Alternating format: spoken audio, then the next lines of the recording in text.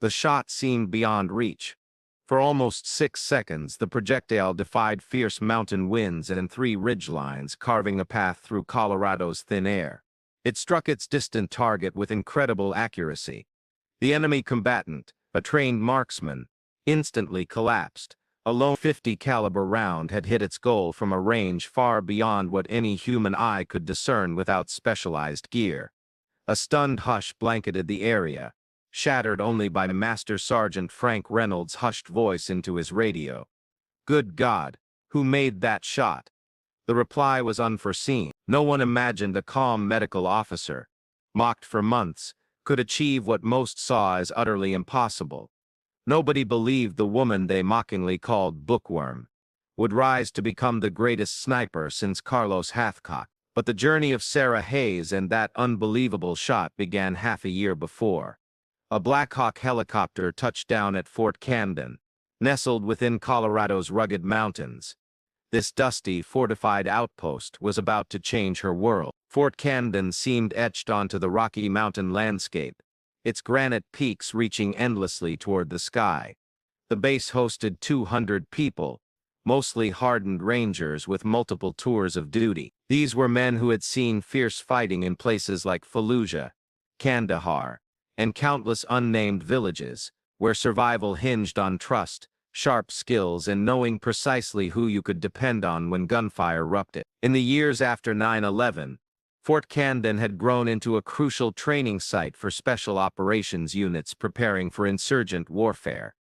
The base had lost 8 people in just the past month, all to perfectly placed shots fired at rangers during practice drills. Reports suggested that enemy supporters had hired an expert shooter to target American troops right here at home. Spirits were low. Captain Samantha Ward gazed from her office window as the supply helicopter began its descent. The Black Hawk stirred up thick dust clouds as it touched down on the pad, its rotors cutting through the air with steady beats. Through the hazy swirl, she could faintly see the shapes of the new arrivals. 4 supply officers, 2 comms experts, and a single medical officer. These were the extra hands Fort Camden had been waiting for after their recent tough times. As the new team headed towards the main office, one person stood out to Ward. It was a woman, moving with calm self-assurance, carrying a regular issue duffel bag and her medical supplies. There was a certain way she held herself, a sharpness that felt odd for someone in the medical field. Her gaze swept over everything around her, instantly noting possible places to hide. Her steps were even, like someone always figuring out how far things were. 5 minutes later, the fresh medical officer stood in front of Ward's desk, her documents neatly arranged. Lieutenant Sarah Hayes, reporting for duty, assigned to medical support for the 3rd Ranger Battalion. Ward studied the young woman close. She was 26, her olive skin toughened by the mountain sun, dark hair neatly tied back as required. But it was her eyes that made Ward halt, deep brown, holding a silent watchfulness Ward had only ever witnessed in seasoned combat fighters. These weren't the eyes of someone whose entire career had been spent in aid stations. Your file lists advanced trauma care, battlefield first aid, and emergency surgery qualifications, Ward observed, looking over the papers. "That's remarkable for your age." "Yes, ma'am," Hayes answered, her voice even, completely businesslike, adding nothing more. "You should know, the Rangers here have been in constant danger for 8 months, Ward began. "They've grown very picky about who they trust for their medical needs." Ward moved close. "Some of them may challenge you." Sarah's reply was direct. "I understand, ma'am. My purpose is to save lives."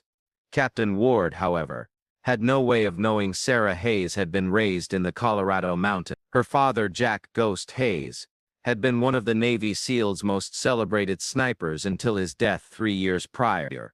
Ward also couldn't spot the aged M1911 handgun, carefully stowed in Sarah's gear, its handle smooth from countless uses, JH carved into its barrel. It was the sole item Sarah kept from her father.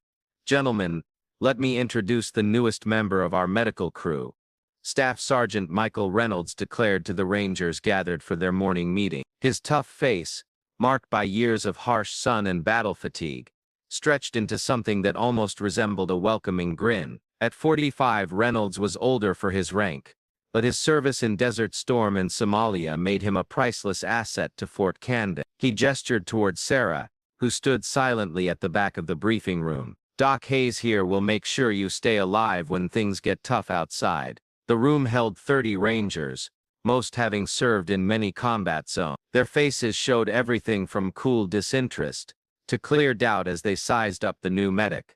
Private Jake Thompson, a confident 22-year-old from Texas with 2 tours completed, raised his hand, a grin spreading across his face. "Sarge, does she know a tourniquet from a combat reload?" Laughter filled the room, and Sarah felt all 30 pairs of eyes fixed on her. She just gave Thompson a respectful nod and stayed quiet, her face showing no change. "Don't fret, Thompson," Reynolds went on, clearly amused. "I'm sure Doc Hayes has studied every book on combat medicine." More chuckles followed, and Sarah saw how fast the Rangers had judged her. Smart in theory, but green in a fight. Just another backline medic who would likely panic in her first real skirmish. Soon they were calling her Bookworm behind her back. The name quickly spread across the base. It was fueled by how she spent her off-duty hours in the small common room, silently poring over medical magazines and equipment guides, while others played cards or watched films on the shared TV. If someone came to her table, she would glance up politely, answer any questions about health or gear, then go back to her book without trying to chat further. "Bookworm knows her stuff from books," Corporal David Mitchell told a fresh face, "but she's never seen a real fight. She probably thinks battlefield medicine is just like the fake drills back at Fort Bragg." Most Rangers found this idea sensible. She performed well in medical practice, knew her steps, and kept the aid station spotless with almost too much care. Yet she missed the grit that came from patching up bullet wounds while under enemy attack.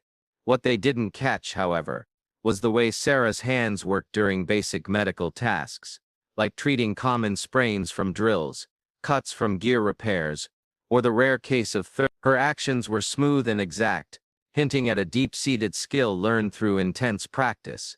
She never fumbled for a tool, never wavered when making choices about care. Her stitching was always perfect, even when people talked around. Then during weapons cleaning, when everyone had to strip and inspect their assigned firearms, Sarah worked on her standard M4 carbine with the same focused care she gave to all her medical equipment. She stripped, cleaned and rebuilt the weapon with motions that flowed effortlessly, as if by second nature.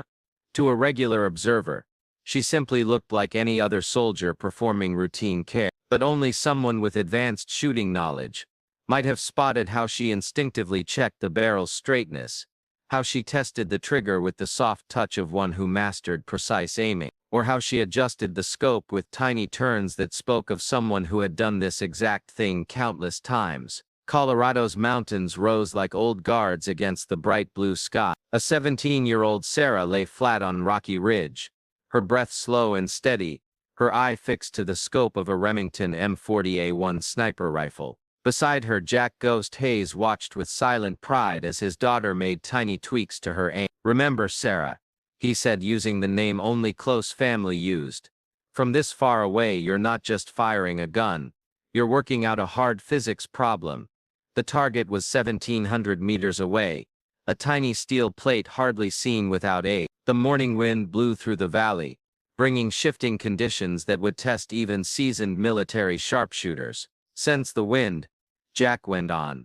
"Not just here, but the whole way your bullet will travel. See its flight path." The M4A1 was a military tool built for exactness.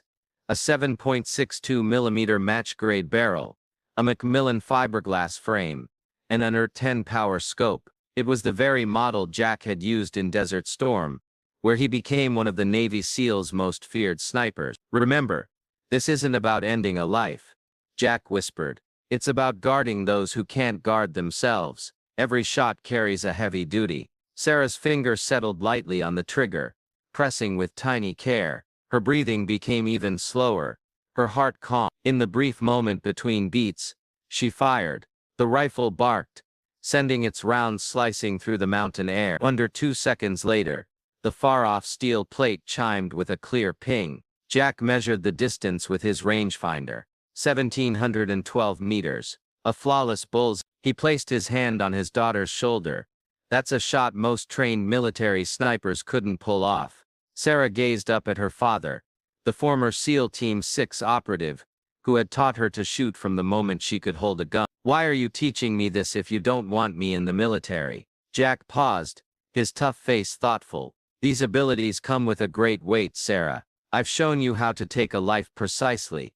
But even more vital, I've shown you when not to. He glanced towards the distant peak. The most threatening person in any space is the one no one expects. Never forget that. Sarah couldn't have guessed then how those words would resonate through time, or how the talents her father had pushed her to perfect would someday rescue many lives and compel her to face her deepest identity. The dismissive way they treated her carried on into Sarah's second week at Fort Camden. She was sent with a supply convoy to Checkpoint Delta, a smaller station about 15 kilometers south of the main base. She rode in the second armored vehicle with Sergeant Reynolds and 3 rangers she hadn't met. During the 2-hour drive along winding mountain paths, talk naturally drifted to battle stories and shooting skill. My best shot ever was 800 meters, Specialist Rodriguez bragged, cleaning his rifle as they bumped down the rough road. An enemy fighter trying to set up a mortar, 1 bullet right in the middle. Problem over. The others gave approving nods. 800 meters was a good shot in a fight. What about you, Bookworm? Sergeant Reynolds asked, his voice holding the usual slighting tone he used with Sarah. Ever had to make a far shot? The question held an unspoken truth. Medics didn't take distant shots. They mended those who did. No, Sergeant, Sarah answered plainly. My job is to keep people breathing, not the reverse. It was a clever reply, sidestepping the query while keeping her role as a focused medic intact. But for the Rangers, it proved their judgment. Bookworm was precisely what she seemed, a capable medical worker with no combat firing background. What none of them could have guessed was that Sarah had been hitting targets beyond 800 meters since she was 16. She trained with her father in the Colorado mountains, aiming at ranges that would test professional military snipers. Her personal record during practice was 2,400 meters, a distance that would have stunned even the most veteran rangers in their group. The convoy kept moving through a tight mountain pass, the road snaking between tall cliffs, a perfect spot for an ambush. Sarah's eyes swept the ridgelines without conscious thought, a skill learned from years of training with her father. 3 kilometers from Checkpoint Delta, something drew her gaze, a brief glint of light from the western ridge, like sun hitting a scope or spy gear. Her father's words rang in her mind. Movement, reflection, shadow. These are the telltale signs of someone watching unseen. She began to open her mouth to alert Reynolds, then paused. What insight would a medical officer have into possible ambush clues? How could she explain knowing the distinct mark of a potential observation post? This simply wasn't her designated task, and sounding an alarm without absolute proof would only strengthen their belief that she was out of her element. Sarah stayed quiet, still sweeping the ridge with her eyes, mentally figuring out distance, height, and possible areas of attack. The glint had come from about 1,200 meters away, a good distance for most skilled shooters. 20 minutes later, as they neared a sharp turn in the road, the first Humvee blew up in a cloud of dirt and sharp metal. A hidden bomb went off right under its front wheel, flipping the vehicle and filling the mountain pass with noise and yells. Contact! Contact! Reynolds yelled as automatic gunfire erupted from the western ridge, precisely where Sarah had seen the glint before. The Rangers reacted at once, setting up a defensive line as Sarah hurried to the wrecked lead vehicle. 3 Rangers were hurt, 1 very bad. As she started treating them, putting on bandages and giving urgent care, her thoughts raced with one clear idea. I could have stopped this. Reynolds was struck during the fight, a bullet ripping through his upper arm. As Sarah worked to steady him, his eyes met hers, filled with both hurt and a sense of giving up. I guess you're finally getting your first real taste of battlefield medicine, Bookworm, he grunted through clenched teeth. Sarah said nothing, instead concentrating on stopping the blood and warding off shock. Her hands moved with trained skill, but her heart ached, knowing her silence had put these men in harm's way. She had chosen to hide who she truly was instead of guarding her team. Back at Fort Camden, as the injured were moved to the medical unit, Sarah stood by herself outside the aid tent, her clothes still stained with blood and grime from the attack. The heavy cost of her choice bore down on her. "I promised you, Dad," she breathed into the silent air. "I promised I would never let anyone perish if I could stop it." But which pledge was she honoring? The one to her father about using her abilities wisely, or the one she had made after his death, vowing never to become the weapon he had taught her to be? She was a lifesaver now, not a killer. Yet today her decision to be only a healer might have led to men losing their lives. That night, alone in her small room, Sarah took out a scuffed leather diary from a secret part of her gear chest. The diary held her father's neat writing, his thoughts, figures, observations and wisdom gathered over 15 years of perfect shooting in some of the globe's toughest places. Entry 47 caught her attention as she turned the pages. Sarah made her first 1,200-meter shot today in 15-knot crosswind. Her natural gift for understanding the weather is amazing. Better than mine was at her age, but even more vital. She grasps that accurate shooting goes beyond just how well you handle a gun. She asked me today why I teach her to save lives while also training her to end them. I told her honestly, a true marksman's role isn't to kill others, it's to safeguard those unable to defend themselves. The shot you hold back from taking is often more significant than the one you fire. The journal opened to a photo tucked within its pages. Jack Hayes in his desert gear, an M40 sniper rifle across his knees, Kuwait's oil fields burning behind him. His face was youthful, lacking the deep lines battle and sorrow would later carve. Beside the picture was another note, written 3 months before he died, teaching Sarah about the Barrett M82 today. She took to the bigger bullet size fast.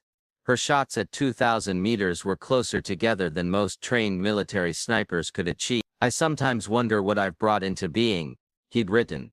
"A 23-year-old who can outshoot most elite forces. But I see her empathy, her grasp of the duty these talents carry. She'll never misuse what I've shown her. The real question is if she will choose to use them when it truly matters." Sarah shut the journal, her mind returning to the ambush. If she had mentioned the glint of light she'd seen, could she have stopped the attack? If she'd been armed with a rifle instead of a medic's bag, could she have ended the danger before it happened? These questions plagued her as she fell into a fitful sleep, her dreams filled with gunshots and her father's words echoing. The most dangerous person in any space is the one no one expects. Could her father's death have been no accident, then?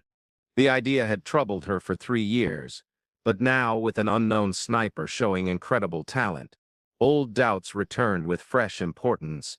Tomorrow, the SOCOM assessment team would appear. Tomorrow, Sarah would confront a decision that would alter everything at Fort Camden, making her choose once and for all if she truly was her father's child. The truth would arrive sooner than she imagined, in a moment that would demand she reveal precisely who Sarah Hayes truly was, and what she could truly accomplish when human lives were at stake. The morning meeting delivered news that sent shivers of worry through Fort Camden. 3 more Rangers had been killed during a regular patrol, each taken down by a single headshot from a far reach. "Reports confirm our suspicions," Captain Ward declared to the assembled staff. "Enemy groups have gotten hold of a very skilled shooter in our region. This marksman seems to be specifically targeting patrol leaders, using a heavy-caliber rifle from over 1,500 meters away." The Rangers swapped nervous looks. Hitting targets effectively beyond 1,500 meters called for extraordinary talent and special gear, abilities typical rebels rarely had. "The Department of Defense is treating this very gravely," Ward went on.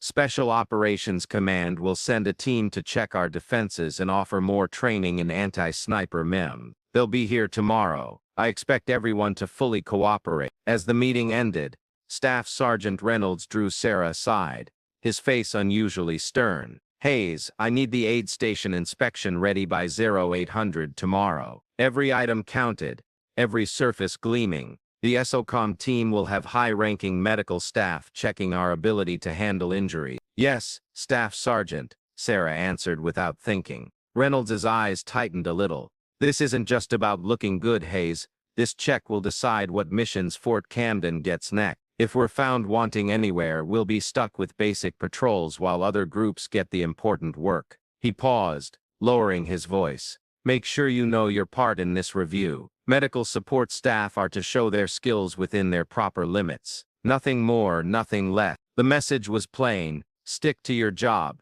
don't go beyond your assigned role, don't shame the unit by overstepping your place. Understood, Staff Sergeant, Sarah confirmed.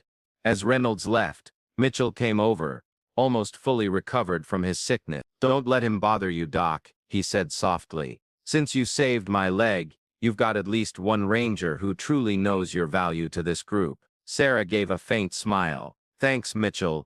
How's the leg? Good as new. Whatever magic you did for that infection, it fixed me right up. He looked around before speaking quieter. The talk is this SOCOM team is actually here because of the enemy sniper. 3 headshots from 1,500 meters isn't chance, it's pure skill. They're bringing in experts to find this guy before we lose more of our people. The news sent a cold shiver through Sarah. Accurate shooting from such a distance demanded more than mere talent. It called for a deep grasp of bullet paths, weather effects, and gear abilities that very few held. It was exactly the kind of knowledge her father had spent years instilling in her. That night, Sarah's rest was disturbed by sharp, troubling dreams. In her dream, she was back at Quantico, watching her father get ready for his display, but this time she could clearly see the tampered equipment, the cable unraveling thread by thread. She tried to yell a warning, but no sound escaped her. She watched, powerless, as the structure gave way and her father fell, his eyes meeting hers just before he hit. Not blaming, but sorrowful, as if he had always known this time would arrive. She woke up gasping, her sheets damp with sweat, her father's last words replaying in her thoughts. Remember, Sarah, the strongest weapon is the one your enemy doesn't realize you have. Could her father's death have been no accident, then? The idea had troubled her for 3 years, but now, with an unknown sniper showing incredible talent, old doubts returned with fresh importance. Tomorrow, the SOCOM assessment team would appear. Tomorrow, Sarah would confront a decision that would alter everything at Fort Camden, making her choose once and for all if she truly was her father's child. The SOCOM assessment team reached Fort Camden on a bright, clear morning. Their Black Hawk helicopters sliced through mountain air so crisp that individual peaks could be seen 30 kilometers away. Sarah watched from the medical building's window as the aircraft landed, emptying out a group of elite soldiers, whose fame went before them, like myths moving among ordinary people. Navy SEALs from Team 6, Delta Force agents whose faces stayed carefully unknown even in safe areas, and Marine Scout snipers whose sharp shooting abilities were spoken of with deep respect across the military world. Among them walked a tall, strong man whose silver-streaked dark hair and powerful presence instantly showed him to be the team boss. Even from 50 yards away, his manner told of many years in battle, and a clear command. Captain Ward had spent the week before getting Fort Camden ready for review, making sure every part of the base's work would shine on the 3rd Ranger Battalion. The check was officially called a readiness report, but everyone knew the real meaning. This was a tryout for tougher jobs, and failing would mean staying on basic patrol while other teams got the important missions that make military career. Staff Sergeant Reynolds had been extra strict in his preparations, putting his Rangers through more practice, making sure gear was perfect, and often reminding support staff about correct military order. His morning talks more and more included sharp remarks about knowing your limits, and that fighting roles were only for trained soldiers. The morning before the SOCOM team came, he had been very clear. When these Special Forces guys judge us, they'll be looking at how well we get military rules in order. That means everyone, and I mean every single person, needs to show proper respect for the chain of command and stick to their assigned jobs. His gaze found Sarah at the back of the line, making his target audience completely plain. Now, as the team walked towards the main office, Sarah felt a strange squeeze in her chest. Something about their leader felt vaguely known, though she was sure they'd never met. Maybe he had served with her father at some point. Many Special Forces members had met Jack Ghost Hayes during his famous career. 20 minutes passed and Captain Ward called everyone into the main briefing room to introduce the review team to Fort Camden's staff. The room was full of Rangers standing stiffly, their faces showing both eagerness and worry. Soldiers of Forward Operating Base Camden, Ward started. I present Lieutenant Colonel Robert Knight, leader of the Special Operations Tactical Evaluation Unit. The man with silver hair stepped forward, his tough face carrying the faint signs of years spent in harsh places and battlefields. Deep lines around his eyes hinted at both sharp focus and real humor. He had the look of someone who had witnessed humanity's darkest sides, yet had somehow kept his own kind heart at ease. Knight said, his voice holding the calm power that came from being obeyed without doubt for most of his life. I'm not here to mess up your work or find fault with your methods. My team and I are here to watch, to judge, and, if possible, to make your fighting skills better. His eyes swept over the gathered rangers with the sharp appraisal of someone who had spent years picking out top talent in the military. I've looked at your recent fight report. You've been losing people steadily to distant fire, accurate shots that point to special training far beyond what common rebels possess. The room stayed quiet as night went on. Over the next 3 days, we'll do a full review of your defenses, patrol plans, and how fast you react. This will all end with a joint training drill meant to test how ready you are for tough missions. He paused, his face turning graver. I want to be completely clear about something. His voice softened a little, making his words heavier. The shooter aiming at your patrols is no typical rebel. The bullet studies suggest someone with proper military training, perhaps from an elite unit. The shots, taken from over 1,500 meters, demand outstanding skill and special gear. We're facing a professional. The meeting proceeded with Knight detailing the review plan. Different SOCOM experts would check various parts of Fort Camden's work, from secure communications to how fast medics reacted. The last part would be a precise shooting contest, pitting the base's top shooters against SOCOM snipers. A chance to show that Rangers could match the best in military skill. As the briefing wrapped up, Sarah saw Knight's gaze pause on her for a moment, a look of strange study that felt too intense for just a medic's introduction. She quickly turned her attention away, focusing on sorting her medical supplies for the upcoming check. Reynolds came up to her as the room emptied. Hayes, your aid station check is set for 1,400 hours. Lieutenant Commander James Carter from Naval Special Warfare Medical will be looking at how well you handle injuries. Make sure everything is perfect. Yes, Staff Sergeant, Sarah said with her usual calm. Reynolds leaned in, lowering his voice so only she could hear. These SOCOM people miss nothing. Hayes, they judge staff just as much as methods. Recall what I told you about proper roles and keeping to your limit. The caution was obvious, but something in Reynolds's manner hinted it wasn't just about following rules. There was a touch of real worry, as if he truly thought going too far could cause problems worse than simple shame. I understand what I meant to do, Staff Sergeant, Sarah told him. Reynolds studied her face for a moment, then nodded and walked off. As he crossed the meeting room, he spoke briefly with Lieutenant Colonel Knight, who looked Sarah's way again with that same puzzling expression. Something about that gaze sent a shiver down her back. It wasn't mean or distrustful. It was a hint of knowing, or the start of it, as if Knight saw a piece of a puzzle that nearly but not quite clicked into place. The medical check went well. Lieutenant Commander Carter was careful but just, noting Sarah's outstanding organization and full grasp of complex injury method. When Carter asked about her past with battle wounds, she gave answers right out of a book, meeting the judging points without showing how much real-world knowledge she truly had. Your aid station is one of the best kept I've seen at any forward base, Carter remarked as the review ended. Though I'm puzzled by how you handled Corporal Mitchell's infection. The way you treated it is usually only done by surgeons with special schooling. I was worried about the infection getting worse before a medevac could get here, so the method was in advanced field medicine books, and I believed it offered the best hope for steadying the patient. Carter's eyebrow lifted a little.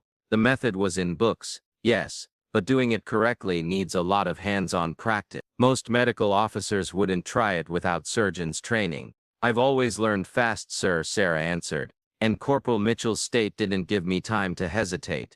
Carter wrote a last note in his pad, his face thoughtful. Your outcomes speak for themselves. Mitchell made a full recovery, which is the ultimate sign of good medical work. I'm still very impressed with your talent. Well done, Lieutenant.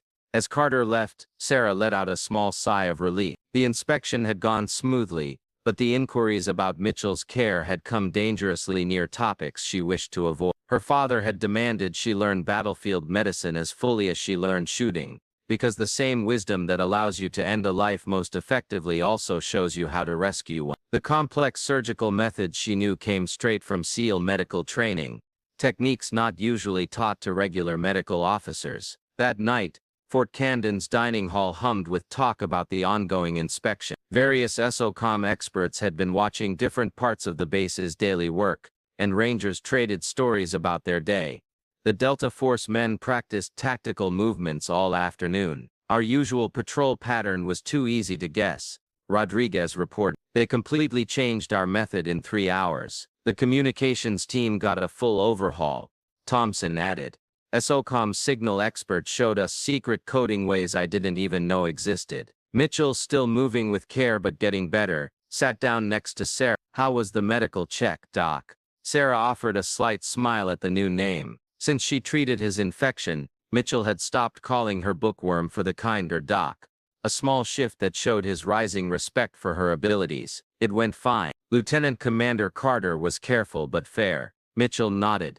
Good to hear. Listen, there's something you should know. He leaned in close, lowering his voice. The word among the Rangers is that this review isn't just about how ready we are. Knight really wants to find a way to stop this sniper. Apparently the guy has killed 14 American soldiers across 3 different frontline bases. Always the same mark. One shot, from far away, perfectly placed. Sarah felt her heart beat faster. 14 confirmed death. That wasn't just good aim.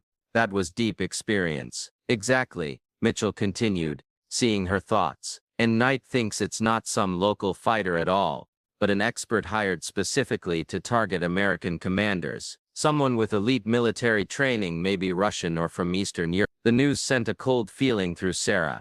A professional sniper with special forces training would have exactly the sort of talents and wisdom that made her father famous. The very skills he had painstakingly taught her over years of practice. Before she could reply, a stir at the dining hall entrance grabbed everyone's notice. Lieutenant Colonel Knight had arrived with his main team, surveying the room before heading to the officers' table. As he walked by, his eyes briefly met Sarah's, that same strange knowing look crossing his face. Mitchell saw the interaction. Odd. That's the second time I've seen Knight looking at you like that.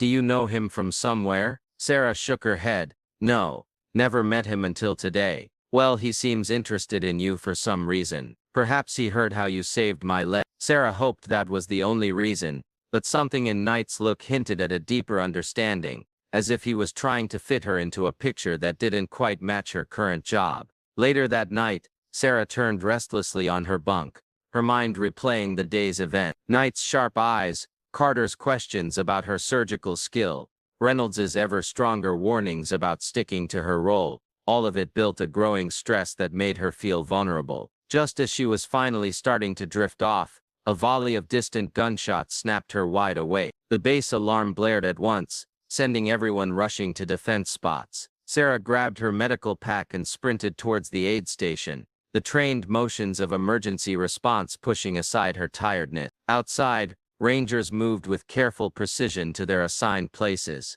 weapons ready as spotlights cut across the base's edge. Captain Ward's voice crackled on the base-wide radio system.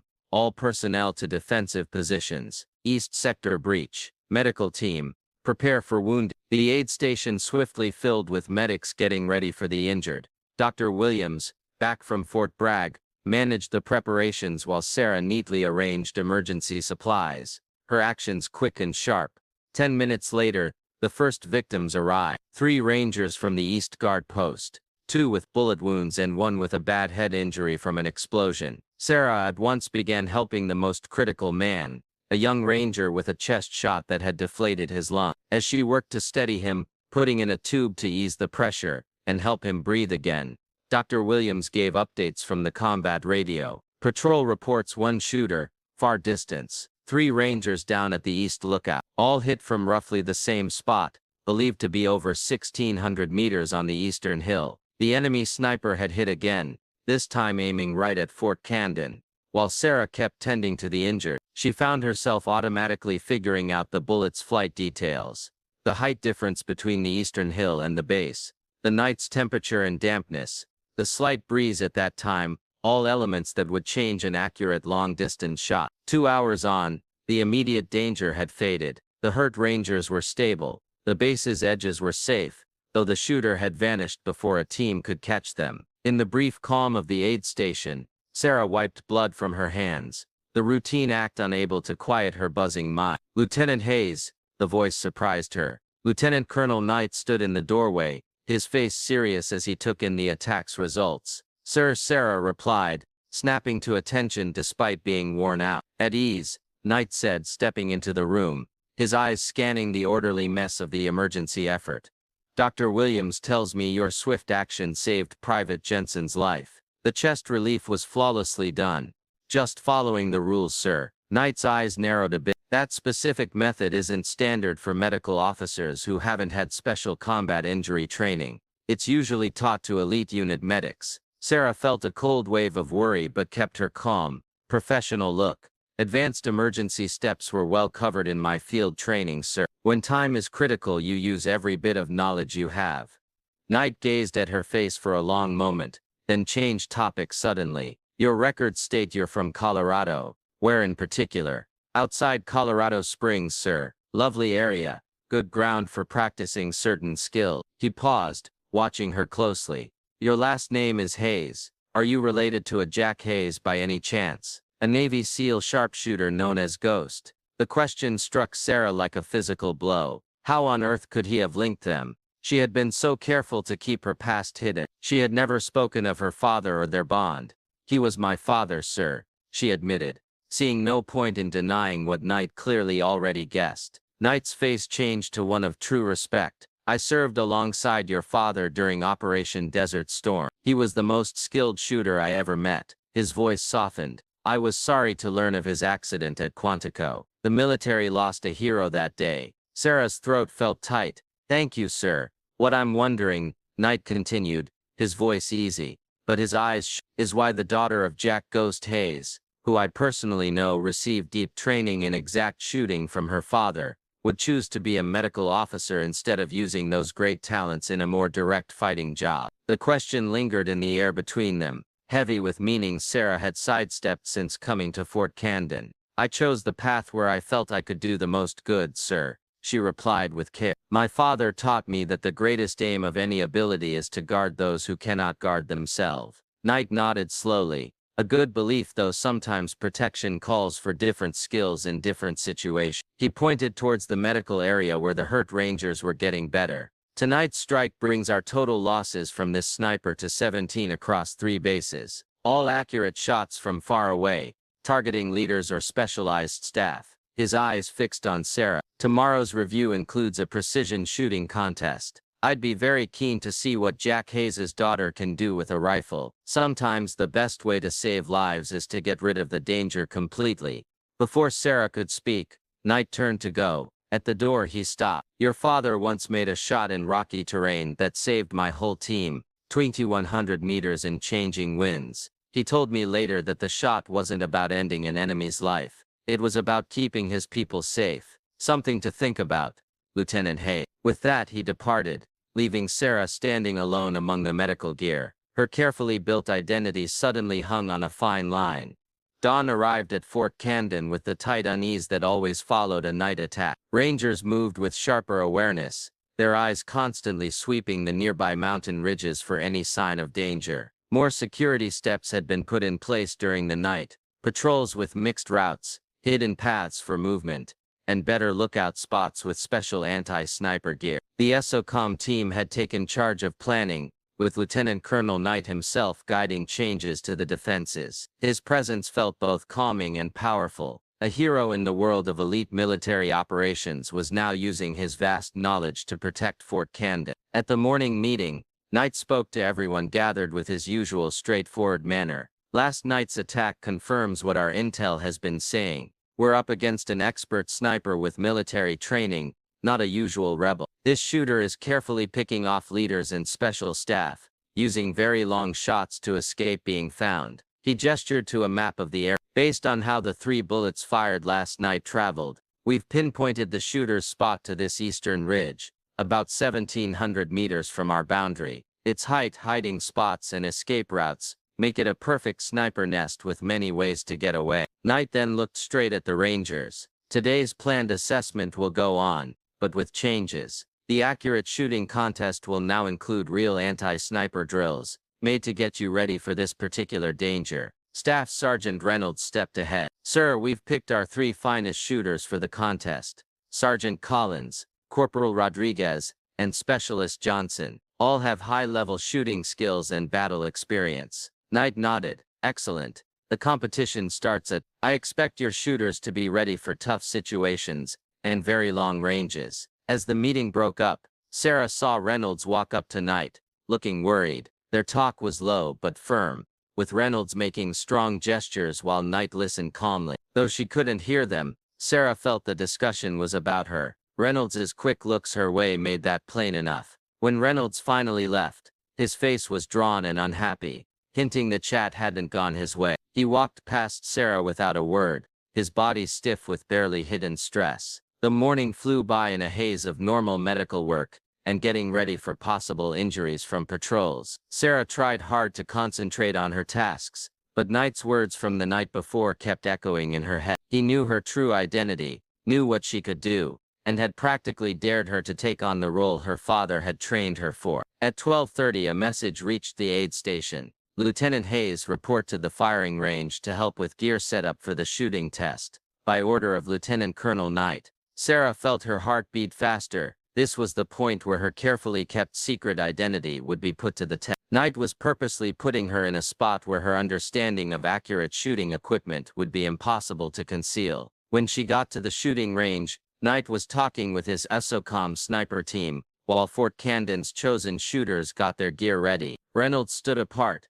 his face growing grim when he saw Sarah coming. Hayes, he called out sharply, come here. Sarah walked with calm steps, keeping the professional air that had become her defense. Sir, Reynolds's voice was low, tight with contained anger. Knight specifically asked for you to help with equipment. I tried to tell him your medical tasks come first, but he wouldn't budge. His eyes stared into hers. Remember what we talked about regarding proper jobs and boundaries. You're here only to check medical gear, nothing else. The warning was plain, but Sarah felt something more than just work-related worry in Reynolds's intensity, almost as if he feared what might occur if she strayed from her assigned duties. Understood, Staff Sergeant.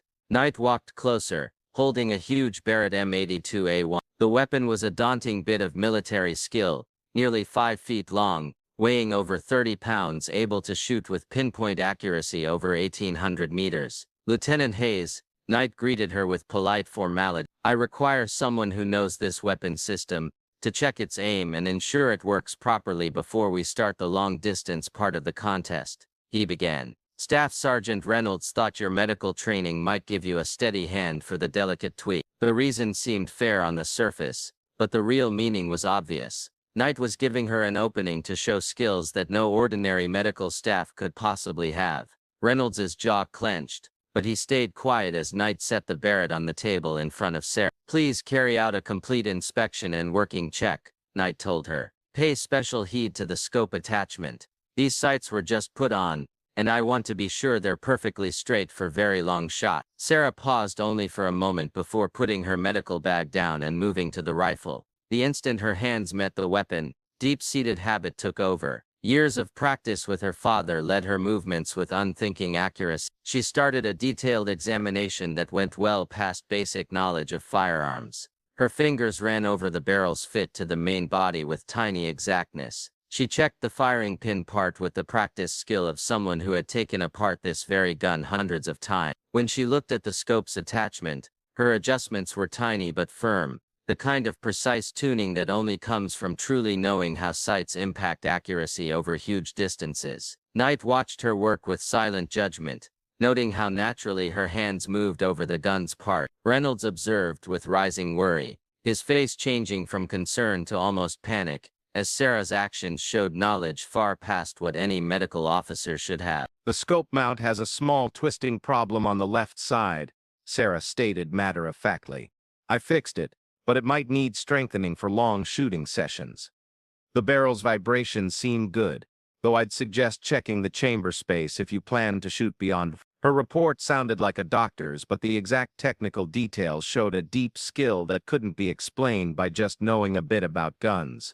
Knight nodded with thought, his professional judgment plainly changing as he took in her answer. "That's an amazingly thorough breakdown, Lieutenant Hayes," he noted. "Most people would need special instruments and a lot of time to check barrel vibrations and mount twisting problems." "I've always been very precise, sir," Sarah replied, keeping her calm, formal manner even as she stepped into risky ground. Reynolds moved forward, his interruption driven by clear worry. "Colonel Knight, I believe we've confirmed the equipment works. Lieutenant Hayes has medical supplies to finish counting before the afternoon patrol leaves." Knight raised a hand, his focus still on Sarah. "Just one more thing, if you don't mind. Lieutenant Hayes, would you show the correct shooting stance with this weapon? Just a basic setup, nothing beyond common gun knowledge." The request sounded fair at first, but everyone there knew this was no longer about checking gear. Knight was purposely pressing Sarah to show skills that would give away her real past. Reynolds's protest was instant. "Sir, with all due respect, Lieutenant Hayes is medical staff, not a trained shooter. Asking her to show firing positions with an unknown weapon could be dangerous." Knight's reply was calm but firm. "I've watched Lieutenant Hayes handle this weapon, Sergeant Reynolds. Her proven understanding of the system suggests she's fully able to get into a basic firing position safely." The tension was broken by Captain Ward, who walked up with the determined gait of someone dealing with a brewing argument.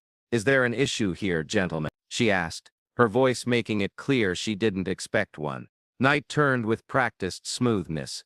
"No issue, Captain. I was simply asking Lieutenant Hayes to show the correct stance with the Barrett system as part of our equipment check. Lieutenant Hayes is our medical officer, Colonel. If you need weapon demonstrations, we have trained staff ready," she stated. Naturally, Knight agreed smoothly, but since Lieutenant Hayes has already started the inspection, it seems sensible to let her finish. Basic positioning is common knowledge for all military members, after all. Ward thought about this, then gave a brief nod. "Very well. Lieutenant Hayes, please go ahead with the demonstration as asked. Then return to your medical tasks." With no other way to object, Reynolds stepped back, his face settling into a look of troubled acceptance. Sarah walked to the Barrett with a calm outward appearance that hid her inner struggle.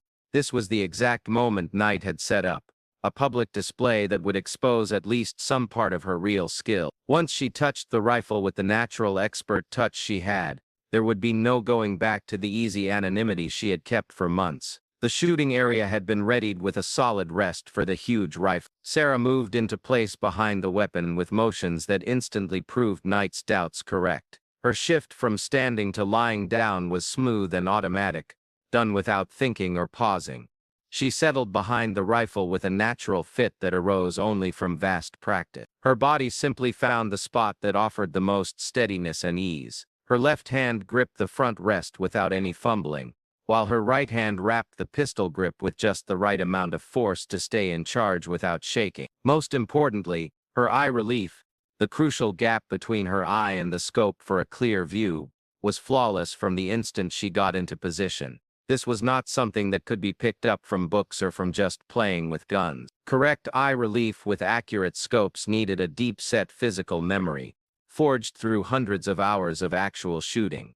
"Picture-perfect position," Knight whispered, but his voice held a meaning that went far past simple book-smart approval. He was observing Sarah's every move with the judging eye of someone who had coached top military fighters for more than 10 years. Reynolds watched with increasing unease, plainly understanding that Sarah's display was winning respect, not bringing shame. Captain Ward looked on with keen interest, her face changing from faint curiosity to sharp focus, as she saw the extraordinary skill Sarah was showing.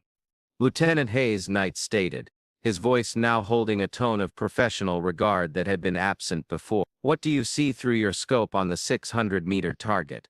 Sarah made tiny adjustments to the scope, showing a knowledge of accurate sights far beyond basic training. "Clear views. The crosshairs are centered on the target, with about a 2-minute angle wind correction needed for today's weather." Her judgment was given with the same calm, factual tone she used for medical checks. Yet the technical exactness of her observations was truly striking. Knight made a choice that would reshape everything. "Hayes, I want you to fire one shot at that 600-meter target.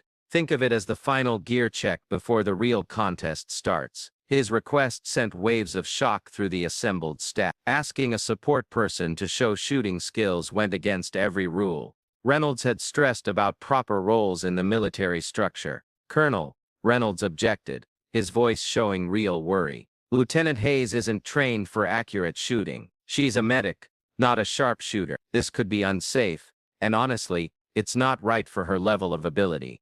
His protests made sense from a safety view, but they also came from his strong will to uphold the social structure he had worked so hard to build. Knight's reply was given with the calm power that came from years of leading elite units. "Sergeant Reynolds, I've seen Hayes handle this weapon, her technical know-how and her shooting stance. Unless you have specific safety worries about her ability with this gun, I want to see her show basic shooting skill." His voice made it plain that this was not a request Reynolds could refuse. Sarah stayed still behind the Barrett, waiting for the argument between commanders to end. But those who watched carefully might have caught small changes in her breath, her body's tension and her focus, hinting that she was shifting from just showing gear to truly getting ready to shoot. The 600-meter target stood far off, a regular soldier outline that would test most shooters with standard rifles. For the Barrett M82A1, it should have been a fairly easy shot given the current weather. But everyone watching knew that Sarah's actions would either prove Reynolds' idea of her limits, or make them wonder who she truly was and what she could actually do. Knight stepped back to get a clear view of what was about to unfold. "Hayes, when you're set, fire one shot at the 600-meter target. Take your time, use the right method, and show me what you've got." His words were professional and supportive, but the Rangers gathered knew something big was about to happen. Sarah's breathing calmed to the steady beat her father had taught her 15 years ago. The Barrett felt like a part of her just as Jack Hayes had sworn it would. When the perfect second arrived, the target shone clear in her scope, and for a fleeting moment, she heard her father's voice echo in her mind, "When the time comes, Sarah, you'll know precisely what to do." The shot that came next would break every belief Fort Camden had held about their quiet medical officer. The Barrett's blast roared across the shooting range like thunder through mountain gaps, its huge 50-caliber mark telling everyone for miles that truly accurate shooting was happening. The sound was met by complete quiet, not only from the Rangers and elite soldiers watching, but from the whole base, as if the very mountains were holding their breath, waiting to confirm the hit. Through his spotting scope, Knight watched the 600-meter target with a trained eye, but what he witnessed made him stop and look once more with the careful slowness of someone who couldn't quite trust what he was seeing. The bullet found its mark directly in the center, making a hole so perfectly placed it seemed measured and planned, not just the result of a skilled shot. From 600 meters, facing weather and terrain that would test even seasoned shooters, Sarah showed a level of mechanical accuracy. "Perfect center hit," Knight announced, his voice holding a hint of controlled surprise. Every Ranger within earshot turned to stare at Sarah Hayes. Outstanding marksmanship, textbook technique, flawless execution. His professional judgment carried the kind of respect usually saved for known experts. Everyone present began to realize that their understanding of their quiet medic had just fundamentally changed. Reynolds froze, his face showing disbelief, then confusion, then almost alarm as he tried to grasp what had just happened. Sarah's shot wasn't just good, it was amazing by any standard, revealing skills far beyond what he'd ever imagined from support staff. His old ideas about medical staff knowing their place had just been completely broken by one flawless shot. But Knight wasn't done judging. Something in Sarah's shooting style, her natural skill and the effortless way she performed, sparked memories for him. He had spent years finding amazing talent in unexpected people, and he saw it in her. He had watched countless military shooters, from basic trainees to the top snipers in special forces. Sarah's actions showed skills that belonged with the very best. "Hayes," Knight said softly, his voice hinting at something important, making everyone listen closely. "I'd like to see you shoot from even farther away. Would you be willing to try a shot at the 1200-meter target?" His question clearly shocked the Rangers standing there. The competition's longest planned shot was 200 meters, meant only for the best shooters from each group. His offer hung in the air, more than just a test of shooting skill. Everyone there knew that shooting at 1200 meters was the difference between good shooters and truly outstanding ones. At that range, The weather and surroundings were extremely important. Gear limits became clear, and human talent was the only thing that decided if you succeeded or failed. This test would truly show what Sarah could do. Reynolds found his voice, though it held a note of desperation, hinting that his power was slipping. "Colonel, with all respect, Hayes hasn't trained for extreme long-range shooting. That distance needs special lessons, advanced knowledge of how bullets fly, and years of practice. It's risky to let untrained people try shots beyond their skill." His concerns were technically fair, but they also came from a growing understanding that Sarah might be far more capable than he ever thought. Knight replied with the patience of someone who had already decided what he was seeing. "Sergeant Reynolds, based on Hayes's shown knowledge of ballistics, her handling of equipment, and her shooting skills, I believe she's ready to safely attempt this shot, unless you have specific information about her training that goes against my judgment." His question carried subtle meanings that made Reynolds uneasy, as if Knight suspected facts about Sarah hadn't been fully shared. Sarah stayed behind the large rifle, her breathing steady, her focus total, but something about her had changed. The quiet, humble medic who had put up with months of disrespect was being replaced by someone else. Someone whose confidence came from deep knowledge gained through years of tough training, not just from books. When she spoke, her voice held a quiet strength no one on base had ever heard. "I can make the shot, Colonel," she said simply.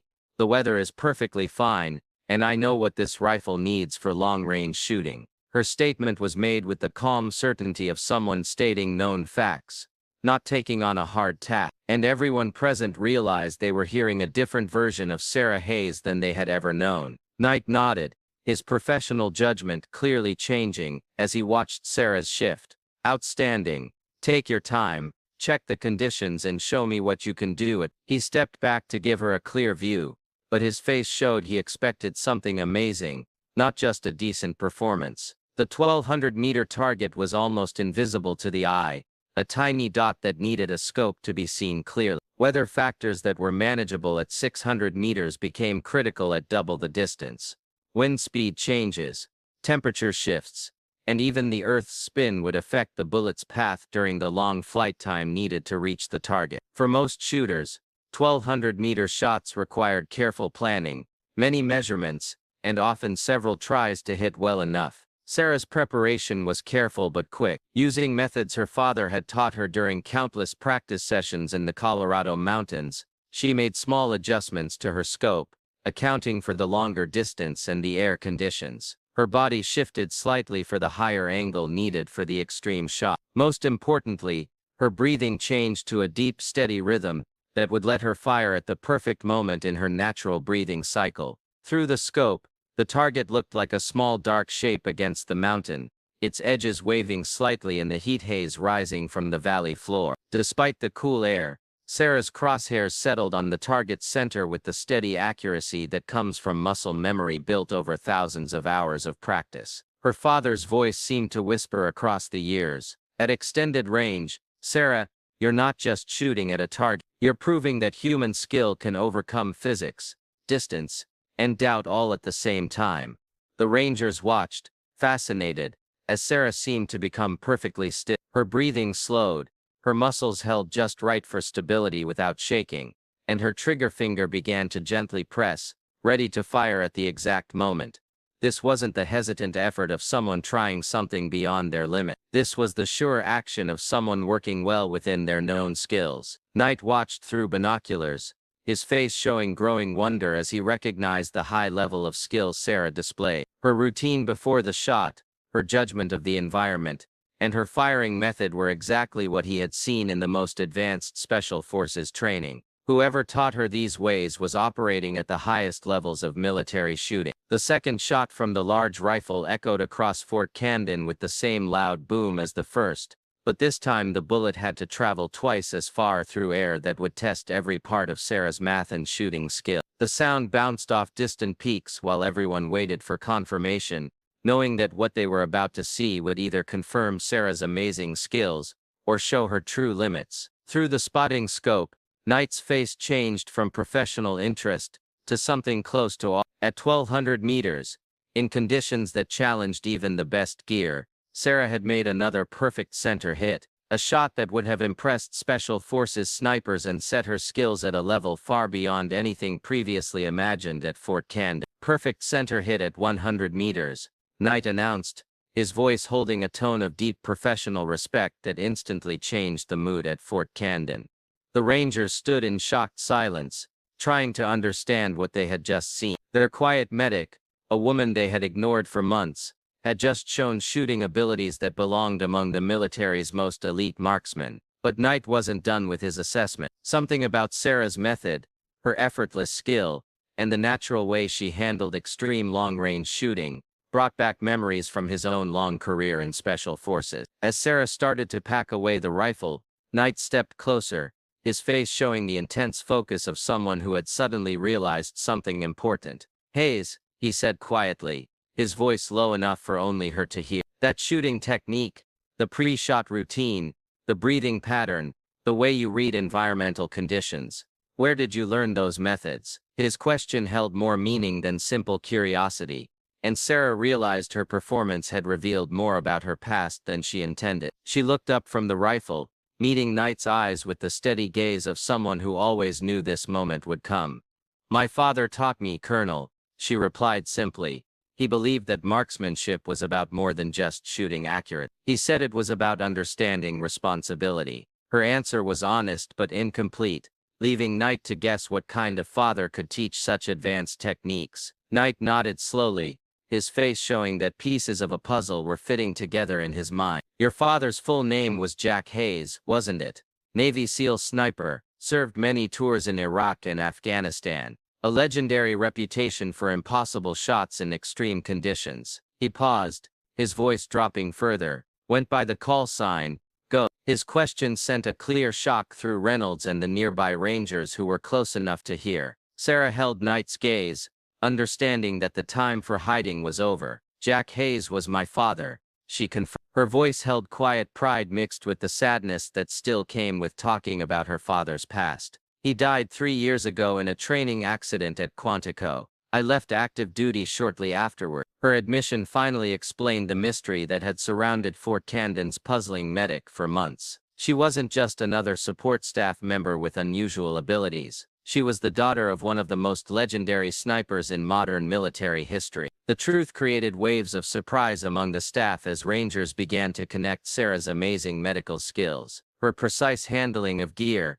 and her mysterious past with the reality of who she truly was. Sergeant Collins, who had watched the whole display with growing astonishment, stepped forward with true respect. "Ma'am," Collins said, his formal address showing the complete change in how he now saw Sarah. "I served with Marines who had worked with your father. They said Ghost Hayes could make shots that other snipers thought impossible, in conditions that would challenge anyone else's equipment. If you learned from him, then..." He paused, clearly struggling to connect months of easy dismissal with this new understanding of Sarah's true ability. Reynolds stood frozen, his face showing shock, shame, and something close to panic, as he realized the meaning of how he had treated the daughter of a military legend for the past several months. Every mocking comment, every disrespectful remark about the bookworm staying in her lane, every public embarrassment he had caused was suddenly seen as extremely poor professional conduct. Knight's judgment was calmer but equally profound. "Hayes,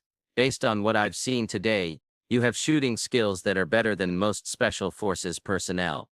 Your technical knowledge, shooting technique, and natural ability are exactly the kind of talent that Special Operations Command always looks for." He paused, his face showing he was about to make an offer. "I'd like to discuss ways for you to return to active shooting roles, perhaps with units that could fully use your exceptional abilities." Sarah's answer surprised everyone present, even Knight. "Thank you for the recognition, Colonel, but I'm not interested in returning to sniper operations. My father taught me these skills for protection, not elimination. I'm here because I want to keep people alive, not because I want to prove how accurately I can shoot." Her decision showed something about her character that went beyond technical skill. She had amazing abilities, but had chosen to use them for healing rather than harm. Knight studied her face for a long moment, clearly rethinking his first impression. "Your father would be proud of that choice, Hayes," he said finally.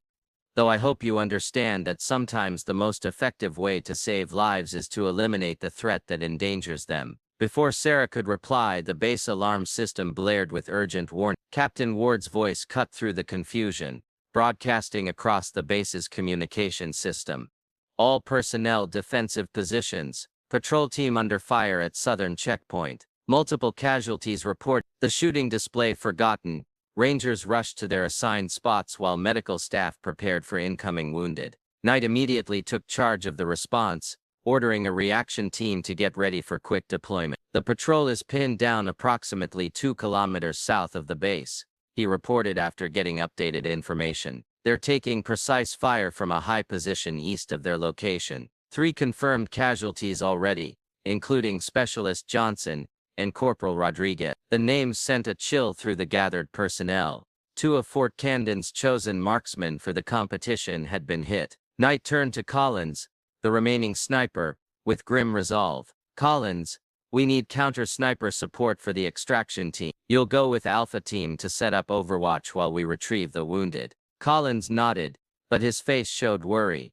Sir, I'm good to 800 meters in perfect conditions. Reports say this shooter is firing from beyond 100. That's outside my effective range. Knight's face hardened as he thought of his options. His eyes found Sarah, who stood ready with her medical kit already prepared for treating injuries. Hayes, he said, his voice carrying the weight of a command decision. We need your skills now, all of them. This isn't about roles or rules anymore. It's about saving lives. Reynolds started to protest, but Knight silenced him with a sharp gesture. This isn't a debate, Sergeant. We have men dying out there because we're outmatched in precision shooting. Hayes is the only person on this base with the proven skill to stop this threat. Sarah felt time slow down as the moment of decision became clear. For months she had hidden her true abilities, choosing the healer's path over the shooter. Now those choices clashed in a situation where lives hung in the balance. Sir, she said with a calm resolve that surprised even her. I'll need the Barrett in 10 minutes to calculate environmental factors for extreme range engagement. Knight nodded sharply. You'll have Reynolds, get Hayes whatever equipment she needs. Collins, tell her about the terrain and known enemy positions. As the Rangers rushed to prepare the emergency response, Sarah caught Reynolds' gaze. The staff sergeant's face had completely changed, the disrespect replaced by a complex mix of respect, regret, and urgent focus on the mission. I'll get your equipment, he said simply. What else do you need? The latest weather data, a detailed map of the area, and my father's journal from my footlocker. Sarah replied, her mind already calculating ballistic factors for extreme distance shooting. Reynolds' eyebrow went up at the last item, but he nodded without comment. You'll have everything in 5 minutes. As he hurried away, Mitchell approached, moving carefully like someone still getting over a serious injury. Doc, he said, using the nickname that had replaced Bookworm after she saved his leg. Johnson and Rodriguez are my friends. You're the only one who can help them now. The simple statement carried all the trust and expectation that Sarah had once feared she could never earn at Fort Camden. Now, in a moment of crisis, she had been fully accepted, not just as a medical officer, but as someone with unique abilities that could save lives in ways no one else could. I'll bring them home, she promised, her voice carrying the same quiet confidence that had marked her father's most serious promises. All of them. As the reaction force gathered and equipment was prepared, Sarah felt a strange sense of clarity wash over her. The conflict between healer and shooter, between her father's training and her own choices, suddenly seemed less contradictory. Perhaps this was what he had been preparing her for all along, a moment when the skills he had insisted she master would become the only thing standing between life and death for people depending on her. The large rifle was brought to her along with the requested maps, weather data, and her father's journal. As she began calculating the complex bullet equations for extreme distance shooting, Sarah felt her father's presence more strongly than she had in years. His voice seemed to whisper across time and distance. Remember, Sarah. The shot you take to protect others is always the right one. The coming hours would test everything her father had taught her, pushing her abilities to their very limits in the confrontation that would change Fort Camden forever and create the legend of the medical officer who made the impossible shot. Knight approached carrying a magazine of special ammunition made for extreme long-distance shooting. Our intel shows the shooter is operating from this ridge, he said, pointing to a spot on the map, approximately 3,000 meters from your position. The extraction team can't move until that threat is gone, Sarah studied the map, her mind automatically calculating angles, heights, and distances. That's beyond the normal range of standard Barrett setups, she observed. I know, Knight replied, his voice serious. But your father once told me you'd made a clean shot at 200 meters during training. Said it was the finest piece of precision shooting he'd ever seen. Sarah looked up, surprised. He told you about that? Knight's expression softened briefly. Your father was immensely proud of you, Hay. He just didn't want you following his path unless you chose it for yourself. His eyes hardened again as he returned to the tactical situation. Right now, we need what you can do. Those men out there are depending on it. As Knight moved away to coordinate the extraction team, Reynolds returned with Sarah's father's journal. His manner had completely changed. The disrespectful tone was replaced by something close to deep respect. Hayes, he said quietly. There's something you should know before you go out there. Something about your father. Sarah looked up from her calculations, sensing something important in Reynolds's voice. I knew him, Reynolds continued, his voice barely a whisper. We served together in Desert Storm. I was just a young Marine then, but your father, he saved my entire unit with a shot nobody thought possible. 2,000 meters, heavy crosswind, limited visibility. The admission stunned Sarah. All these months Reynolds had known exactly who her father was, yet had maintained his dismissive treatment despite that knowledge. He never mentioned you, she replied, her voice neutral. Reynolds's expression tightened. He wouldn't. I was nobody important, just a junior Marine he happened to save. He paused, visibly gathering courage. After Quantico, after his death, there were rumors. Some said it wasn't an accident. Sarah's pulse quickened. Until what, Sergeant? Until I saw your transfer paperwork to Fort Camden, a medical officer with your father's last name, requesting assignment to a forward operating base under constant sniper threat. It seemed too coincidental. Understanding dawned on Sarah with crystal clarity. Reynolds hadn't been dismissive because he underestimated her. He had been trying to discourage her from pursuing whatever investigation he suspected she was conducting. You were trying to push me away from Fort Camden, she stated flatly. To protect. Reynolds's eyes met hers with unexpected directness. To protect everyone. If you were here investigating your father's death, if you believed what happened at Quantico wasn't an accident. He stopped, glancing around to ensure they weren't over. There are powerful people involved in things beyond our pay grade, Hayes. People who don't appreciate questions about operations that never officially happened. Before Sarah could process this revelation, Knight returned. Extraction team is ready. What's your status, Hay? She pushed aside her shock at Reynolds's news, returning to professional mode with practiced discipline. Final calculations nearly complete, sir. I've identified 3 possible shooter locations based on previous attack pattern. Knight examined her marked map, his expert eye recognizing the precise nature of her analysis. These are all beyond 2,800 meters from our current position. Yes, sir, but only the eastern ridge provides both the height advantage and clear escape routes consistent with professional tactics. That's our target. Knight nodded in agreement. The extraction team moves in 15 minutes. We need to neutralize that shooter before they reach the patrol, or we'll have a massacre. Sarah made a final note in her calculations. I'll be ready, sir. As Knight moved away to coordinate with the tactical team, Reynolds remained, his expression troubled.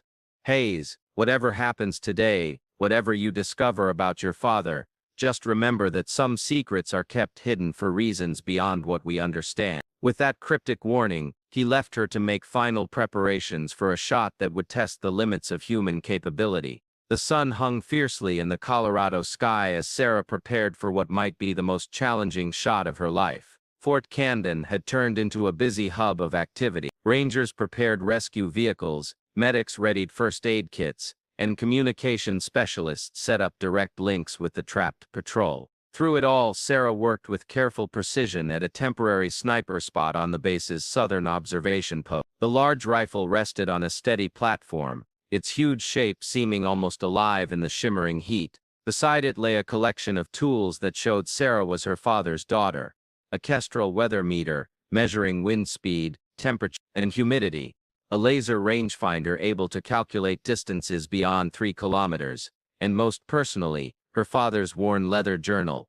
open to pages containing advanced ballistic formulas developed during his years as a SEAL Team 6 operator. Hayes, Staff Sergeant Reynolds approached with an equipment case. His manner had completely changed. The disrespect that had marked their earlier talks was replaced by a professional urgency. "I've got the specialized ammunition," Knight requested. Match-grade slap round. The saboted light armor penetrator ammunition represented the best of long-range bullet technology. These specially designed bullets with aerodynamic caps increased speed while keeping their power at extreme distances.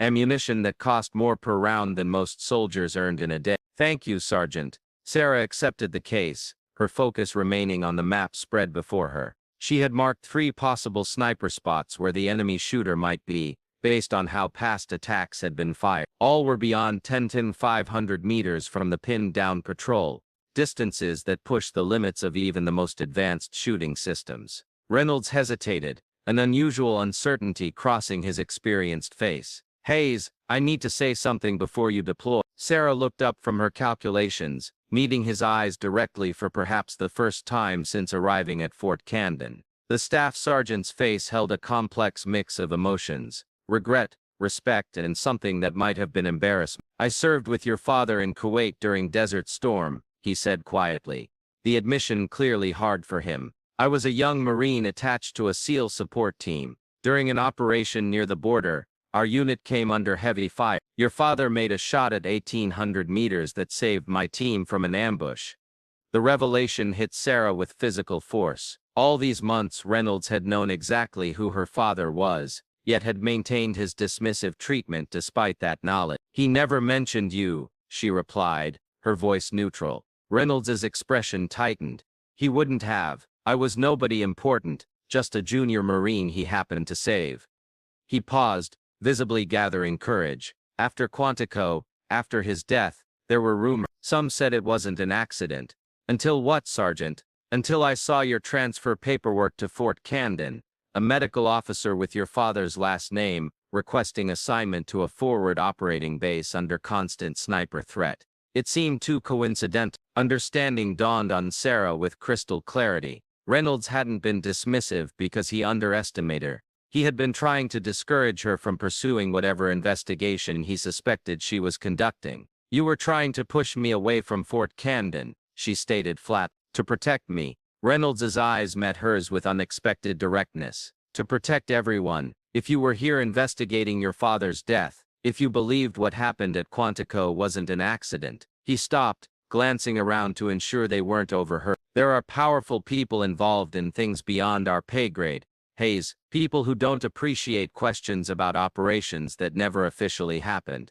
Before Sarah could respond, Lieutenant Colonel Knight approached, his expression grimly focused. "Extraction team is ready." "What's your status, Hayes?" She pushed aside her shock at Reynolds's news, returning to professional mode with practiced discipline. "Final calculations nearly complete, sir. I've identified 3 possible shooter locations based on previous attack patterns." Knight examined her marked map, his expert eye recognizing the precise nature of her analysis. "These are all beyond 2,800 meters from our current position." "Yes, sir, but only the eastern ridge provides both the height advantage and clear escape routes consistent with professional tactics." "That's our target." Knight nodded in agreement. "The extraction team moves in 15 minutes. We need to neutralize that shooter before they reach the patrol, or we'll have a massacre." Sarah made a final note in her calculations. "I'll be ready."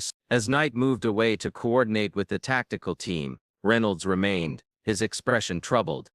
"Hayes, whatever happens today, whatever you discover about your father, just remember that some secrets are kept hidden for reasons beyond what we understand." With that cryptic warning, he left her to make final preparations for a shot that would test the limits of human capability. The rescue convoy left Fort Camden with practiced ease. 3 armored Humvees carried Rangers prepared for immediate injury removal, with Sarah and a small security team placed in a high observation spot 400 meters south of the base. From this elevated position, she had clear lines of sight to the eastern ridge where she believed the enemy sniper was operating. Through her spotting scope, Sarah studied the distant mountainside with careful attention to detail. The terrain was difficult, with sharp rocks, scattered plants, and natural rock shapes that offered countless hiding spots for a skilled shooter. At this distance, seeing a camouflaged sniper would be almost impossible with regular scopes, but Sarah had been trained by one of history's best spotters. Her father had taught her not to look for the shooter, but for the small signs that showed their presence. Unnatural shadows, broken plant patterns, reflected light where there shouldn't be any. Extraction team approaching checkpoint Alpha, Collins reported through the tactical radio.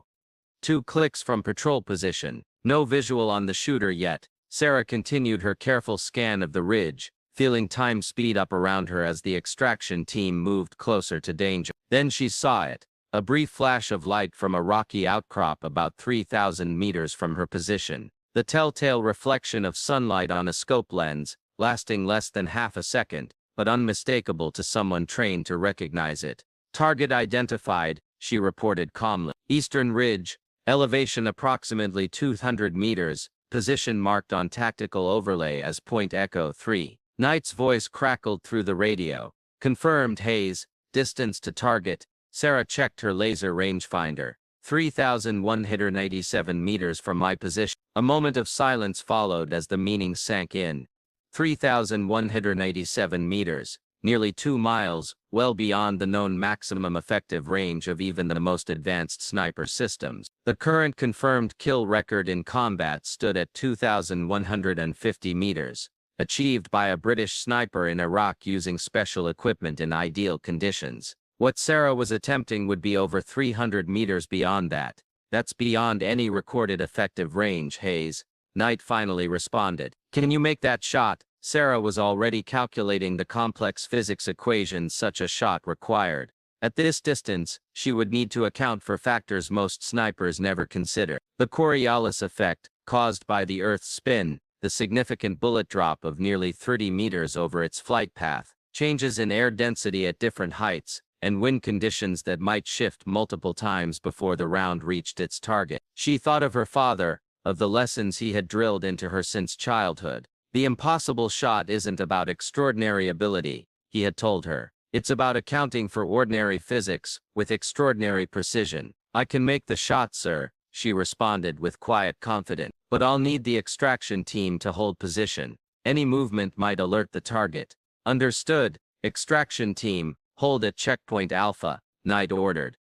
Hayes has control of the operation. That simple statement, giving tactical control to a medical officer who had been disrespectfully called bookworm just hours earlier, represented a change that even Sarah hadn't expected. In this moment of crisis, her true abilities had not only been revealed, but accepted by the very unit that had ignored her.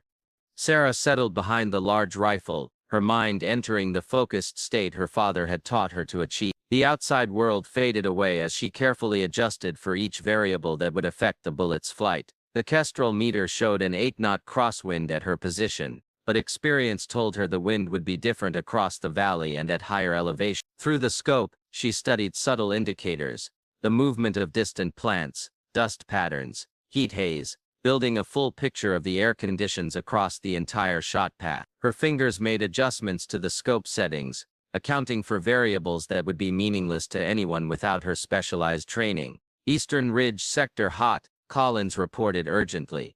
Patrol taking fire again. One additional casualty reported. Target is Sergeant Mitchell. The news sent a jolt through Sarah's concentration. Mitchell, the ranger whose life she had saved during the infection crisis, the first person at Fort Camden to show her genuine respect. Now he was wounded and dependent on her, making what might be the most difficult shot in military history. Sarah took a controlled breath, refocusing with the calm discipline her father had insisted she master. The large rifle felt alive in her hands, an extension of her will rather than a separate mechanical device. Through the scope, she could make out the faintest disruption in the natural pattern of the ridgeline. Not the shooter himself, but the subtle shadow cast by his position. I have partial target acquisition, she reported. Stand by for engage. Her breathing slowed to the practiced rhythm of an elite marksman. 4 seconds in, 4-second hold, 4 seconds out. Her heartbeat steadied as she timed the shot to fall within the natural pause between beats. Every part of her physical being aligned with the single goal of delivering a perfectly calculated projectile across an almost unimaginable distance. In the final moment before firing, Sarah had a sudden vivid memory of her father's voice during their last training session together. Remember, Sarah, the shooter doesn't make the shot, physics makes the shot. The shooter simply arranges the conditions to let physics work perfectly. The large rifle roared, its massive kick absorbed by Sarah's perfectly positioned body. 50 caliber round began its journey across 3 mountain ridges, traveling for nearly 6 full seconds before reaching its target, an eternity in ballistic terms. During that flight time, the bullet would rise over 30 meters above the line of sight, be pushed sideways by changing winds, and gradually lose speed while keeping enough power to remain devastatingly effective. Through her scope, Sarah watched for signs of impact, but at this extreme distance, instant confirmation would be impossible. The tense silence of anticipation filled the tactical radio as everyone waited to learn if the impossible shot had found its mark. 3 seconds passed. 4, 5, target hit. Came the shocked report from the observation team, watching the eastern ridge. Direct impact, observed on shooter position. Knight's voice followed immediately.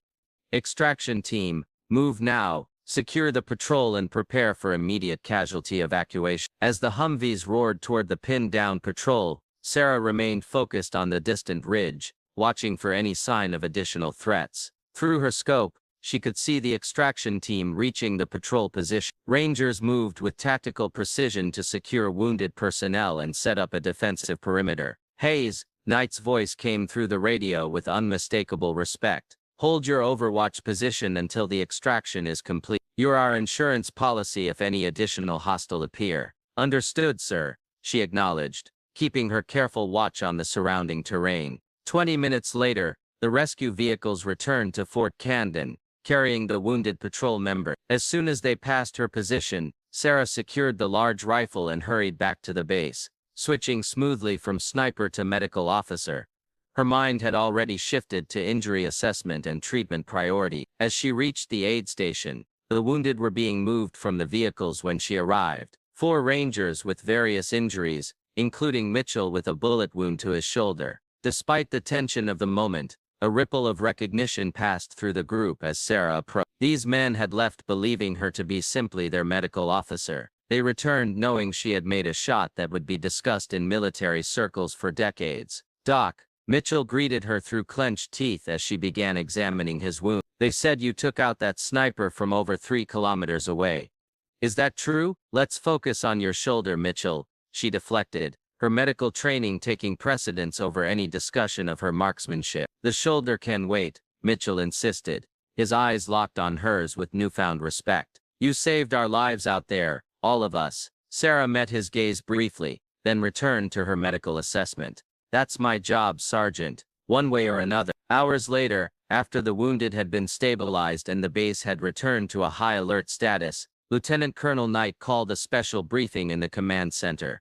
The room was filled with Rangers and SOCOM personnel, a feeling of expectation hanging heavy in the air. Knight stood at the front, his powerful presence drawing immediate attention as he began speaking.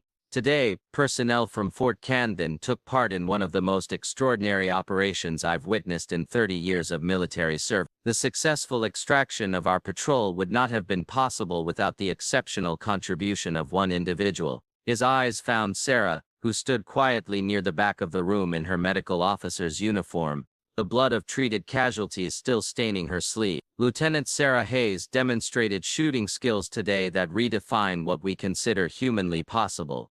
Her engagement of a hostile sniper at 3,187 meters represents the longest confirmed kill in military history by a significant margin. A murmur ran through the assembled personnel, a mix of amazement and deep respect. These were combat veterans who understood exactly what such a shot represented. The almost supernatural blend of skill, calculation and execution required to deliver a deadly round at nearly 2 miles. But equally important, Knight continued, was Lieutenant Hayes's immediate transition from combat shooter to medical officer, providing life-saving treatment to the very personnel she had just protected through her marksmanship. This dual capability represents the highest ideals of military service, the ability both to eliminate threats and to heal those in need. The room had fallen completely silent, all eyes now on the woman they had disrespectfully called bookworm for months. What many of you may not know, Knight said, his tone shifting to one of personal respect.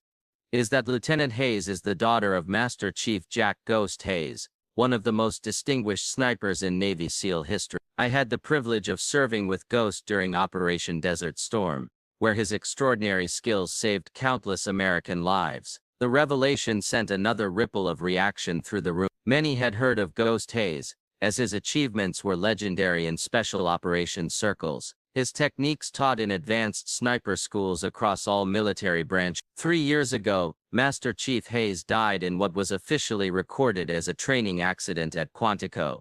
Knight continued, his expression growing more serious. However, based on information we've gathered during this deployment, I now believe that incident requires re-examination. Sarah felt her breath catch.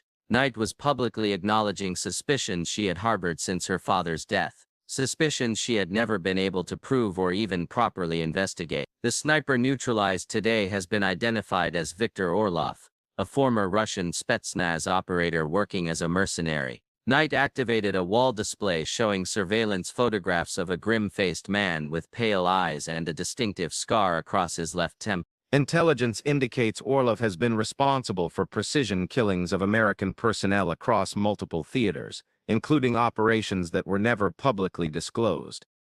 The implication hung in the air. Operations like the one that might have led to Jack Hayes's death. Captain Ward and I have requested a formal investigation into possible connections between Orlov and previously unexplained incidents involving American Special Operations personnel, including the Quantico training accident. Sarah stood perfectly still, her mind processing the extraordinary implications of Knight's statement. After years of private suspicion and frustrated inquiry, the truth about her father's death might finally emerge. Knight's gaze moved across the assembled personnel, his expression reflecting the seriousness of the moment. Until that investigation is complete, the details of today's operation remain classified. However, I want everyone in this room to understand something clearly. His eyes settled on Sarah once more. Lieutenant Hayes exemplifies the finest traditions of American military service. Her actions today saved lives that would otherwise have been lost, and her capabilities represent a standard to which we should all aspire. As the briefing concluded, Rangers approached Sarah with expressions ranging from respect to outright awe. Collins, the former skeptic, who had questioned her medical abilities during her first weeks at Fort Camden, extended his hand with genuine deference. "Ma'am, on behalf of the patrol team, I want to thank you for what you did today. That shot wasn't just impressive, it was impossible, or at least we all thought it was." Sarah accepted his handshake with quiet dignity. "Nothing's impossible when you understand the variables, Sergeant Collins. My father taught me that." As the crowd dispersed, Staff Sergeant Reynolds approached, his weathered face bearing an expression Sarah had never seen before, something approaching genuine regret. "Lieutenant Hayes, I owe you an apology. My treatment of you these past months has been unprofessional and disrespectful." Sarah studied him thoughtfully, recalling his earlier revelation about serving with her father. "You were trying to discourage me from investigating my father's death." Why? Reynolds glanced around, ensuring their conversation remained private. "When your transfer came through, I recognized the name immediately. The daughter of Ghost Hayes, suddenly requesting assignment to a base being targeted by a professional sniper. It couldn't be coincidence." "It wasn't," Sarah confirmed. "I had traced patterns in sniper attacks across 3 forward operating bases. The shooting signatures matched techniques my father had encountered during operations in Chechnya. Russian-trained precision shooters with distinct methodologies." Reynolds nodded grimly. "I figured as much, but I also knew that if you were right, if your father's death wasn't an accident, then whoever arranged it wouldn't hesitate to eliminate his daughter if she got too close to the truth." His admission carried a painful logic that Sarah couldn't dismiss. Reynolds' dismissive treatment hadn't been about maintaining military hierarchy or enforcing traditional gender roles. It had been a misguided attempt to discourage her from a potentially lethal investigation. "So you decided to make my life difficult enough that I'd request transfer," she concluded. "That was the idea," Reynolds acknowledged, his expression suggesting he recognized the flaws in his approach. "Clearly, I underestimated your determination and your capability." Before Sarah could respond, Lieutenant Colonel Knight approached, accompanied by a man she didn't recognize, a civilian wearing the subtle indicators of intelligence community affiliation. Lieutenant Hayes, Knight said formally, this is Alexander Keller from the Defense Intelligence Agency. He has some information regarding your father's case. Keller extended his hand, his expression carefully neutral. Lieutenant Hayes, your actions today have reopened a file that some very powerful people wanted to remain closed. The man you neutralized, Victor Orloff, has been on our watch list for years, a ghost operative connected to at least 27 precision killings across 4 continents, including my father, Sarah asked directly. Keller maintained his professional demeanor, but something in his eyes suggested genuine regret. We believe so. Yes. The equipment malfunction at Quantico showed signatures consistent with Orloff's methodology, specifically his technique of sabotaging support structures to make deaths appear accidental. The confirmation of her long-held suspicions should have brought satisfaction, but Sarah felt only a hollow vindication. Why? Why target my father specifically?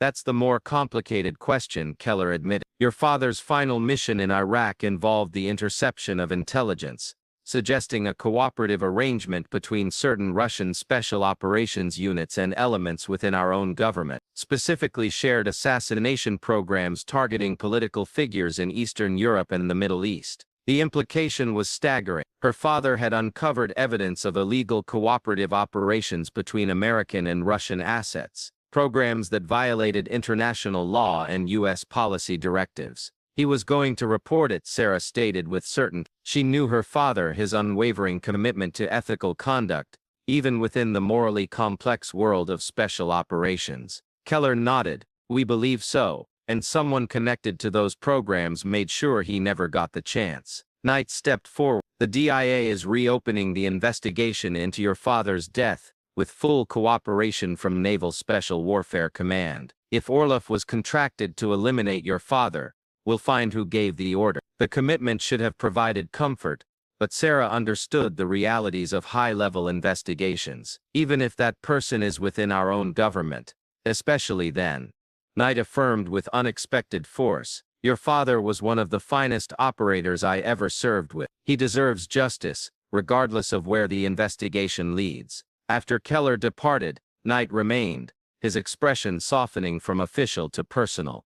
Hayes, I owe you an explanation for my actions today. When I first saw you handling that rifle, I recognized your father's techniques immediately. Michael had a distinctive approach to precision shooting methodologies he developed that weren't taught in any military program. Sarah nodded in acknowledgement. He trained me since childhood, said I had a natural gift for ballistic calculation. He was right, Knight confirmed. What you did today, that 3,197-meter shot, goes beyond skill. It represents a perfect fusion of mathematical precision, environmental awareness, and physical execution that I've only seen once before. From my father, Sarah concluded. Yes, during an operation in Baghdad in 1991, he made a shot at 2,100 meters that saved my entire team. When I asked him later how he'd accomplished it, he said something I never forgot. The shooter doesn't make the shot. Physics makes the shot. The shooter simply arranges the conditions to let physics work perfectly. Sarah felt her throat tighten with emotion. Those were the exact words that had come to her mind in the moment before taking her shot, as if her father's voice had traveled across years to guide her hand. He used to say that to me during training, she acknowledged quietly. Knight studied her thoughtfully. The intelligence community will have questions for you about Orloff, about patterns you may have recognized in his shooting methodology. They'll want to understand how you tracked him when their own analysts couldn't. I'll provide whatever information helps bring justice for my father, Sarah assured him. And after that, Knight asked, his tone suggesting genuine interest in her future plan. Special Operations Command would consider it an honor to have someone with your unique combination of skills. Your dual capabilities as both a precision shooter and a medical specialist represent an asset unlike any in our current inventory. The offer was delivered with sincere respect, but Sarah had already reached her own conclusion about her future path. With respect, Colonel, I believe I'm exactly where I need to be. Fort Camden needs both medical expertise and protective overwatch. I can provide both. Knight nodded slowly, a smile of genuine approval crossing his weathered features. Your father would be proud of that decision, Hayes. He always said the highest purpose of any skill was protecting those who couldn't protect themselves. That's why he taught me to shoot in the first place, Sarah confirmed. Not to take lives, but to save them when no other option existed. 6 months later, Fort Camden had transformed in ways few could have predicted. Under Captain Ward's forward-thinking leadership and with ESOCOM support, the base had started a new program that combined medical training with defensive operation. At the heart of this innovation stood Lieutenant Sarah Hayes, now officially known as both medical officer and precision systems specialist. The Rangers, who had once mockingly called her bookworm, now sought her knowledge in both injury care and marksmanship. The dual training program she developed, teaching combat medics basic sniper observation techniques and instructing marksmen in emergency medical procedures, had reduced casualties by 40% during patrol operations. Staff Sergeant Reynolds, at first the most doubtful of her abilities, had become her strongest supporter, often telling new arrivals, "Lieutenant Hayes represents the future of integrated combat operations. She can save your life in more ways than anyone else on this base." Mitchell,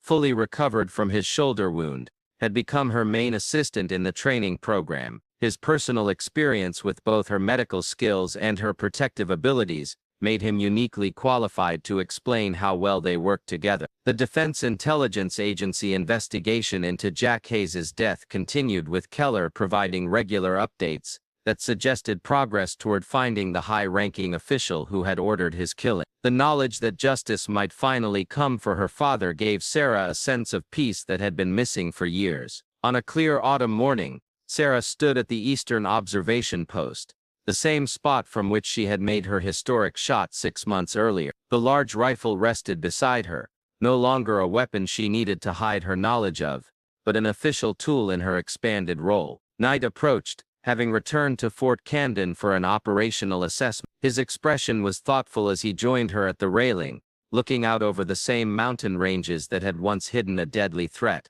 "The programs you've implemented here are being studied at the highest levels," he informed. "Special Operations Command is considering similar integration of medical and defensive capabilities across multiple theaters." Sarah nodded, accepting the information with her usual modesty. "It's a logical evolution. Every shooter should understand how to save lives, not just take them. Every medic should recognize threats before they materialize." "Your father used to say something similar," Knight recalled. "He believed the perfect operator was one who understood both the mechanics of precision engagement and the responsibility of preservation. It seems he trained you to embody that ideal." Sarah's gaze remained on the distant mountains as she considered this assessment. "He trained me to protect others by whatever means necessary. Sometimes that requires a scalpel, sometimes it requires a rifle. The tool matters less than the purpose behind it." Knight nodded in agreement.